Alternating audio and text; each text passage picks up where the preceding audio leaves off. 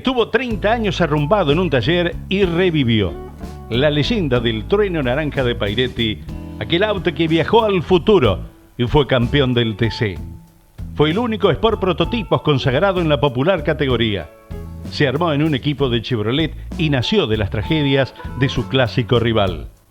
Hubo un antes y un después del trueno naranja en el automovilismo argentino. Fue el coche que cambió la historia, ya que fue el único Sport Prototipo campeón en el turismo carretera y dio origen a una categoría. Fue en el año 1968 cuando Carlos Alberto Pairetti vio algo en ese coche cuyos gemelos tuvieron trágicos antecedentes. Pero el recordado recifeño supo del potencial para batir a los torinos, que se habían convertido en los cucos. Fue campeón en ese año y luego de décadas de estar arrumbado en un taller, revivió para una caravana a Mar del Plata. Fue la década ganada del automovilismo argentino entre el año 65 y 75. Fue la etapa de mayor proliferación a nivel nacional en cuanto a la construcción de los autos, presencia de terminales en las categorías y cuando los pilotos cobraban los mejores sueldos. En ese contexto, los preparadores también tuvieron libertades para poder concebir autos, lo que les dio personalidad a los coches. En 1967, el TC era fiscalizado por la CDA del Automóvil Club Argentino y les dio rienda suelta a los preparadores para poner en pista prototipos. Esto motivó a las fábricas y Ford puso como responsable de su equipo a Horacio Steven para armar un prototipo Baufer con motor F100. El auto tuvo potencial, pero tragedias en sendos accidentes de Oscar Cabalén y del acompañante de Atilio Viale del Carril determinaron que la marca del óvalo abandonara de forma oficial su participación.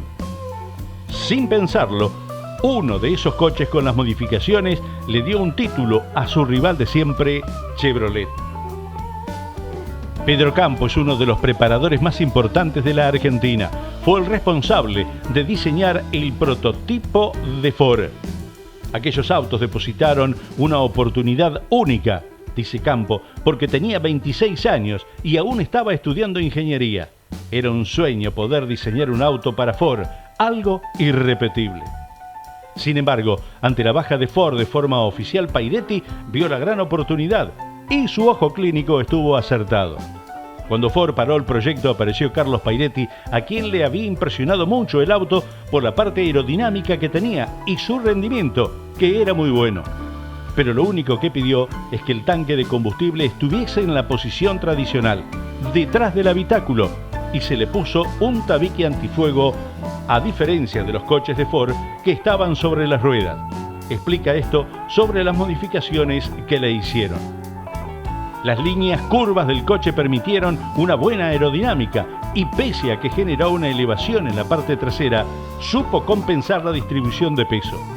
Por la particular geometría de suspensión que tenía ese auto, no era tan grave el efecto de que se descargara la cola a medida de consumirse la nafta.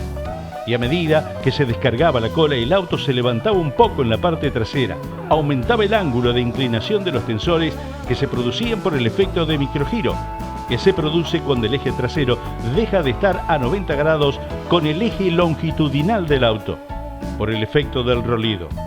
Eso cambia con la altura del auto, puede ser a favor o puede ser en contra.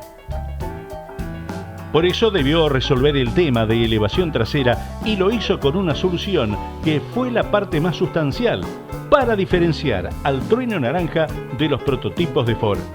Debido a la sustentación aerodinámica que tienen los autos, hacía que se levantara en la parte trasera. Y para evitar que pasara eso, le puse un spoiler, deflector aerodinámico, en la parte de abajo del auto. Eso lo llamé cola de pato.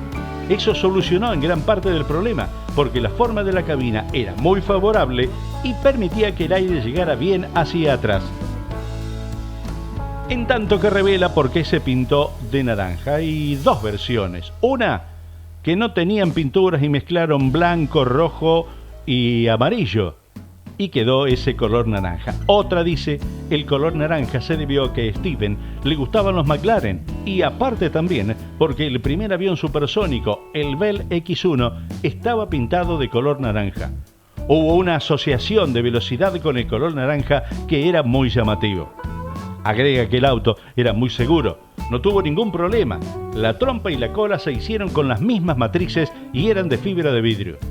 Se moldearon una trompa y una cola, salvo que a la cola se le agregó el spoiler. También se ensanchó un poco más la carrocería en la parte trasera por un tema aerodinámico, ya que las gomas eran más grandes para correr en los autódromos. El motor estuvo a cargo del ingeniero Ricardo Joseph y junto a él estuvieron Jorge Pedersoli y Omar Wilke, quienes trabajaban en General Motor en la planta de San Martín. Ambos luego trabajaron con Roberto Mouras en otro coche, aquel legendario de Chevrolet el 7 de oro, el único que ganó 6 carreras consecutivas en el turismo carretera. También atendieron los Dodge con los que el Toro de Carlos Casares fue tricampeón entre el año 83 y 85. El debut del Trueno Naranja fue el 23 de junio del año 68 en las 250 millas de Buenos Aires y Pairetti resultó el más veloz en la clasificación. En la carrera lideró hasta que se produjo la rotura del diferencial trasero. Sin embargo, en la siguiente carrera, el 14 de julio en Altagracia, Córdoba, Carlos lograba la primera victoria con el Sport prototipo y con la voz quebrada se lo dedicó a la memoria de Oscar Cabalén. Luego de esto, Il Mato, apodo que le pusieron en Italia por su paso en la Fórmula 3, se imponía en Buenos Aires el 29 de septiembre y el 24 de noviembre y se consagraba campeón. Año 1969 lograba otros 2 triunfos, otra vez en Buenos Aires el 25 de junio y en la Vuelta de San Nicolás el 12 de octubre. En 1970 Carlos firmó contrato con Ford, pero guardó el Trueno Naranja. El éxito del auto llevó a que tuviera hermanos de otros colores como el Trueno Blanco, que lo compró el loco Luis Rubén Di Palma, pero nunca lo corrió, y el Trueno Dorado, que lo compró Cacho Fangio.